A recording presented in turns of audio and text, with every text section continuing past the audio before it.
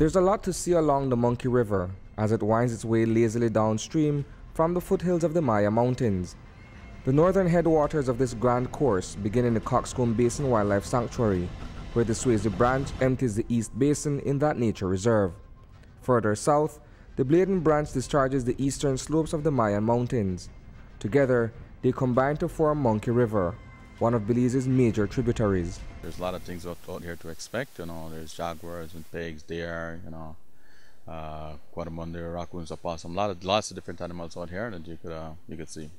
On either side of this meandering waterway, there is an abundance of wildlife. In fact, it is teeming with flora and fauna. A short distance away, a night heron is perched on a mangrove branch overlooking the murky water below. It is among several species of freshwater birds found in the area. Perhaps what Monkey River is most famous for is its many troops of Guatemalan black howlers, an order of primates that live in this tropical evergreen forest.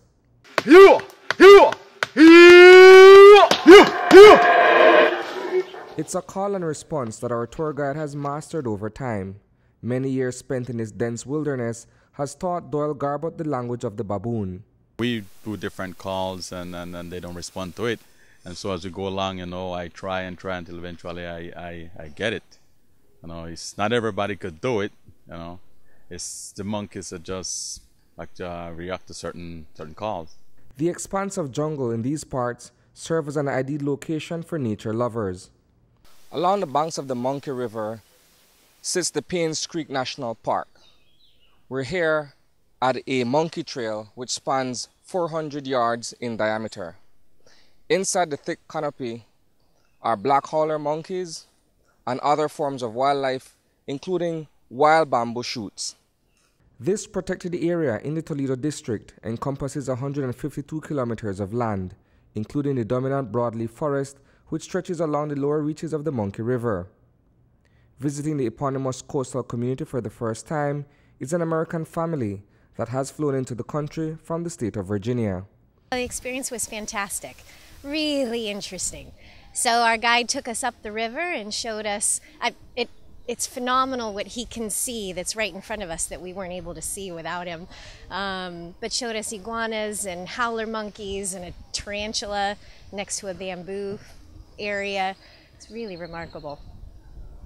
In terms of the biodiversity that you guys have been able to experience here, is this something you're going to go back and talk to your friends in the United States about? Oh, absolutely. Absolutely. And I think the nicest part of it for us is the tour guides. Our Alex grew up on the Monkey River, so he grew up here.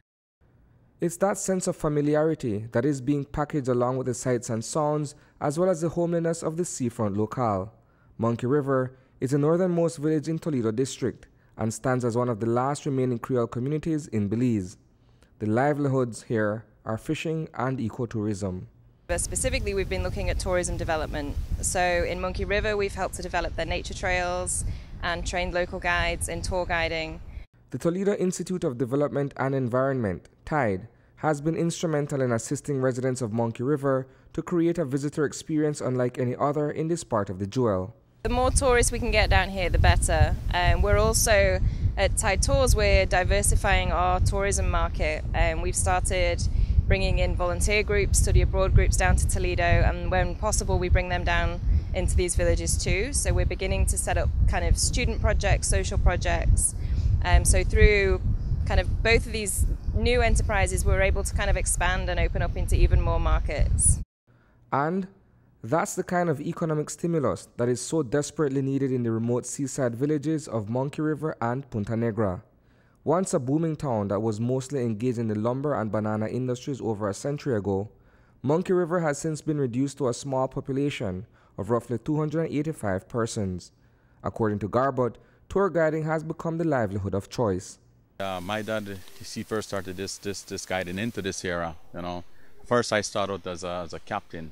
As I go along, I get to like this, so I decide to take a course and do the tour guiding. And I really love it. I like this job. Elsewhere on our tour, we visit Punta Negra, a fishing village with an even smaller population. There are only 10 primary school students enrolled in a multi-grade system here.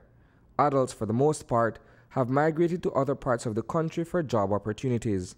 Those who have stayed are looking at alternative livelihoods, which include the manufacturing of coconut oil by fire hearth.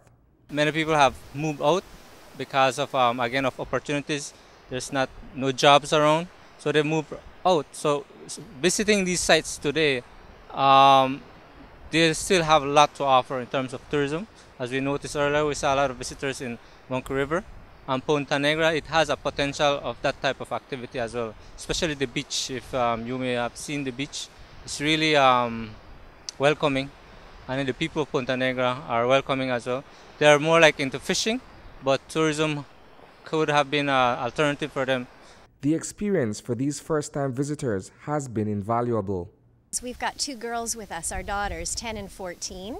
And so Alex was able to tell us stories of what they did, you know, in the jungle in the rainforest, as they were playing and, you know, using the leaves as shields and showing the kids how to make it more relevant to them, which was awesome. Reporting for News 5, I am Isani Cayetano.